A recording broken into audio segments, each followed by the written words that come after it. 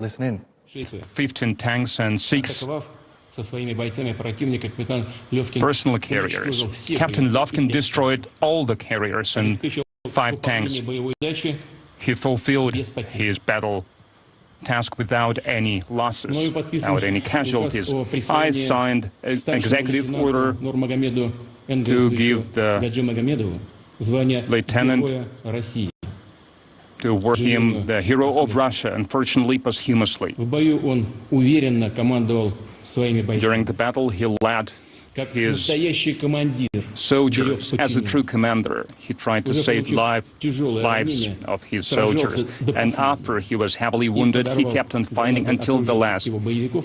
And he killed himself and fighters around him with a grenade. He did this because he understood who he was fighting, neo-Nazis who were torturing prisoners and killing them. I'm a Russian man, so I have Ivans and Marias in my close family, but when I see such heroes like this young guy, Nurmagomedov, who's from Dagestan, who's Dagestani ethnically, when I look at my other soldiers, I want to say that I'm Dagestani too. I'm Chechen, I'm an English, Russian, Jewish, from Mordovia, from Ossetia.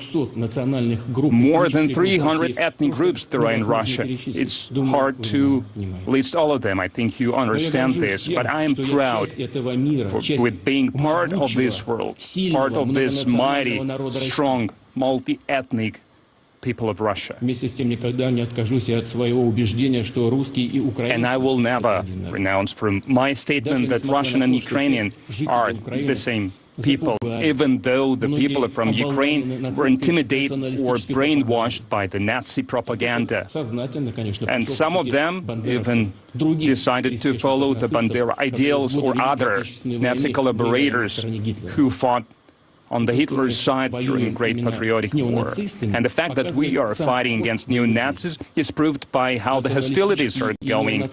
Nationalists and neo-Nazi units that are using foreign mercenaries from the Middle East also, they use civilians as human shields, hiding behind their backs. And we have facts, we have pictures of how they deploy heavy weapons in the residential areas of their cities.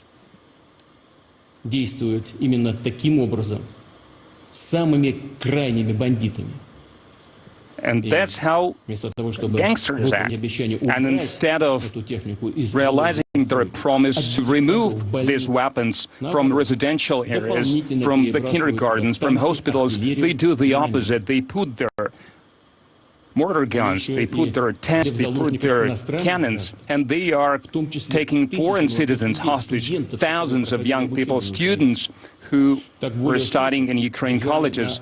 So for more than one day, they kept more than 3,000 Indian citizens at the train station in Kharkiv, and they continue keeping them there, including 576 people in the city of Sumy. Neo-Nazis opened fire on Chinese students who wanted to leave Kharkiv. 2 of them were wounded. Once again, hundreds of foreigners want to leave the hostility zone, but they are not allowed to do that. Basically, they are taking prisoners, trying to delay their relief, or they want to evacuate them via Lvov to Poland, to travel across the entire area of hostilities, thus risking their lives. Our military opened safe passage, green corridors to allow them to leave safely. They are giving them transport so that civilians, foreign citizens, get an opportunity to move to safer zones. And once again, nationalists are not allowing this to happen. More than that, now they are telling foreigners to appeal to their authorities, and then authorities should address the Ukrainian Foreign Ministry. Basically, they are throwing them under the gunfire, and they treat, neo-Nazis treat their own population even worse. They are hiding behind their backs. They are using them as human shield. Our military witnessed such facts as when in Donbass, Severodonetsk, Lysychansk, and other cities, people from the high-risers, they were crowded, and then they were breaking walls in the lower floors, and they were putting their tanks and cannons, putting snipers and machine guns on the roofs. Only fascists use this kind of military tactics. They were inhuman to the local population. And that's when Soviet troops, Soviet forces tried to liberate the land from their presence. We tried to avoid casualties among civilians, and unfortunately, they are taking casualty as well. And it is our duty to support the families of the dead and wounded brother in arms who were fighting for our safety, for the people of Russia. All the family members of the servicemen who died during the special military operation in Ukraine, they will get the insurance payments that they guaranteed by law, 7,421,000 rubles. And monthly, they will receive a compensation for each family member of those who died. But other than that, I think we should have additional payment to every family of those who died from the Defense Ministry and other law enforcement agencies who participate in the operation, with a lump sum of 5 million rubles. All the servicemen who were wounded during this operation, they will be also getting payment. What I mean is insurance and lump sum for being wounded, being shell-shocked, being injured in any other way. If servicemen will not be able to continue their army service, they will get 2,968,000 rubles. And if they become disabled, they will get monthly welfare.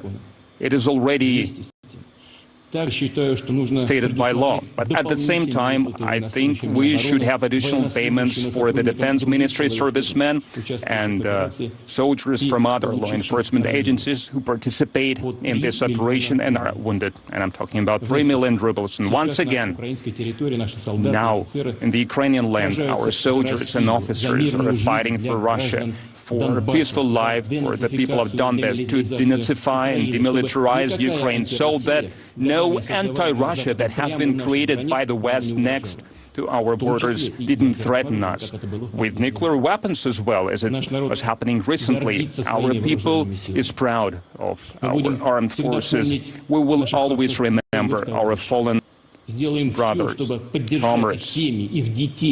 We will do everything to support their families, their children, to educate them, to support their close ones and loved ones. So let's honor the memory of our soldiers who died during this special military service with a minute of silence. Well, that was Vladimir Putin there making an address, having met the Security Council. Let's get some reaction.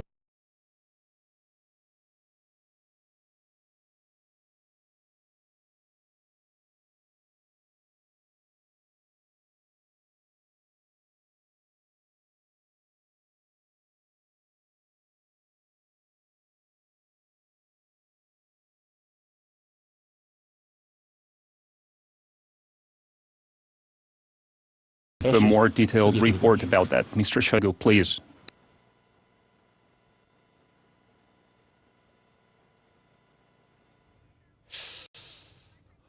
Well, that was the Russian president.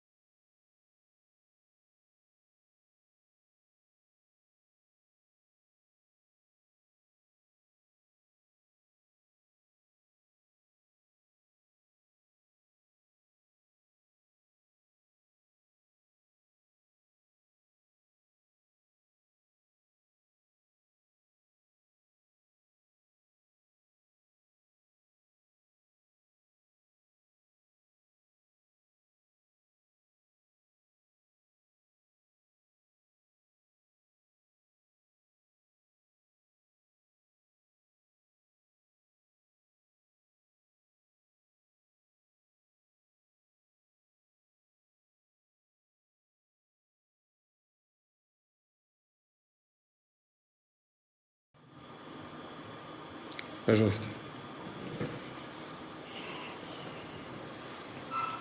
Уважаемые товарищи, хочу сказать, что специальная военная операция идет в строгом соответствии с Dear графиком. comrades, I would like to say that special military operation is being conducted strictly in accordance to the plan and schedule. All objectives that were set are being resolved or achieved successfully. And our Minister of Defense will give more details.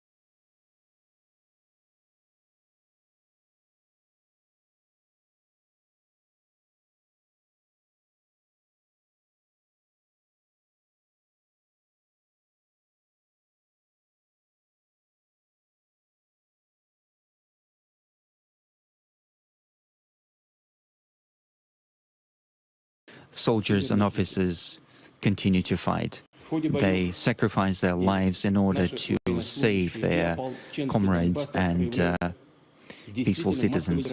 In the course of fighting, our military and the formations of Donbass and Lugansk showing heroism. And we see a great example in Donetsk region. Fighters under the command of Brigada,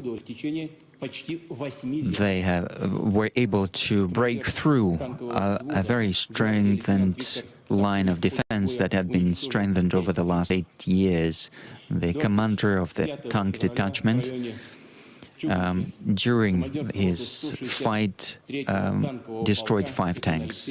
On the 25th of February, the head of the Lovkin, Alexei Lovkin, encountered 15 tanks and 6 BMP of the nationalists.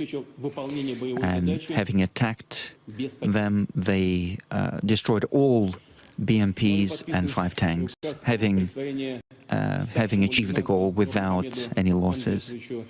I signed an order. To award Gaji Magomedov the status of the honor of Hero of Russia posthumously. As a real commander, he was protecting his soldiers.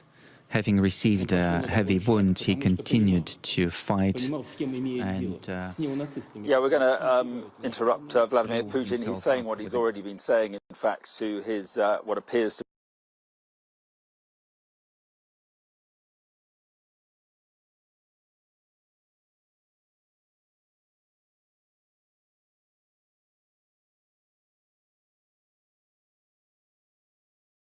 killed here in Ukraine was a national hero. He was giving him a posthumous award, and then he made a series of claims that are simply not based, as far as we know, on any evidence at all. He said, the fact is we're fighting neo-Nazis and foreign fighters, and they are using civilians as human shields. Hundreds of foreign citizens are trying to leave the areas where the fighting is happening, but are being stopped by the Ukrainian military, he said. We are making humanitarian corridors, but the Ukrainians are not letting people out.